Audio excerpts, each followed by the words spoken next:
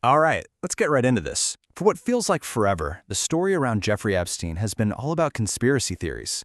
But now, with everything coming out, the focus is shifting to something you can actually point to. And honestly, it's a lot more disturbing. We're not talking about some secret plot here. We're talking about a complete systemic failure. And that's really the key to understanding what's happening right now. The whole conversation has moved out of the shadows and into the harsh light of, well, bureaucracy. It's about how the system is supposed to work and how it completely broke down. Yeah, it's about straight-up incompetence, negligence. It's about this massive, complicated government machine that when it was finally put to the test, just failed. It failed in its most basic duty to protect people. This wasn't some evil plan. It was a catastrophic, inexcusable screw-up. And that, right there, is the absolute heart of the tragedy. In this big push to be transparent, the very people who should have been shielded from all this, they were thrown right back into the fire. The system that was meant to bring them justice ended up causing them even more pain. So let's really dig into the immediate damage of this redaction failure. This is where the whole bureaucratic breakdown stops being an abstract idea and starts having very real, very human consequences.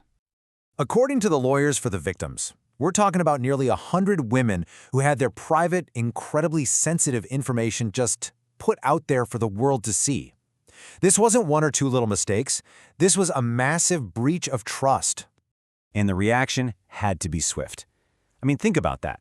The error was so bad, the first move wasn't to fix it. It was to beg a judge to just shut the entire website down.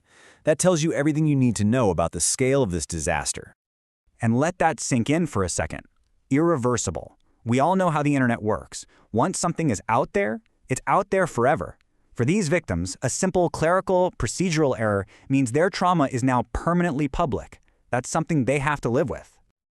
So, of course, the government had to say something, right? How do you possibly explain a failure this big? Let's take a look at the official story they're going with. You know, what's amazing here is how predictable these excuses are. A technical glitch, someone messed up, it was just too much work. This is the standard playbook for when a big institution fails. It's a way of spreading the blame so thin that no one and nothing is actually responsible.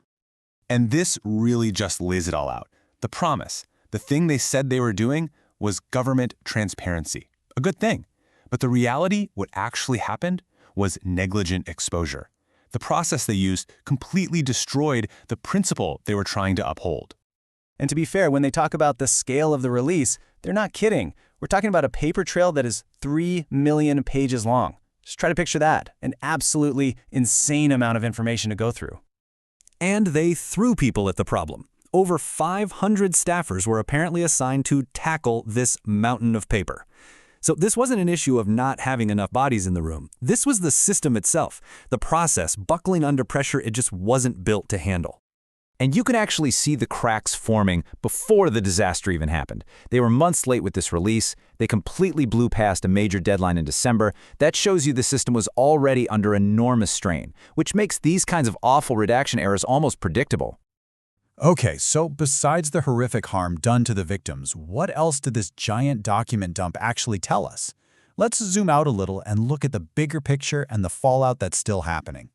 As you'd expect with a paper trail this massive, some pretty big names have popped up. For example, news reports point out that one NFL co-owner's name shows up hundreds of times in the emails. It's a perfect example of how this release just opens up a whole new set of questions. But, and this is so important, context is everything here. Yes, he said he knew Epstein, but he also completely denies any criminal activity, and most importantly, he has not been charged with anything. Let's just be crystal clear on this point. Showing up in a document, even hundreds of times, does not make you guilty of a crime. Especially with a release that was this sloppy and badly managed, the line between just knowing someone and being accused of something gets really, really blurry. And this story is still moving, still unfolding. On a related note, we're now hearing that the Clintons have agreed to depositions with Congress, something they've pushed back on for years. It's just another sign that the fallout from this whole saga is far from over. So when you take a step back and look at all of this together, you realize something. This isn't really just about one case or one botched document release anymore.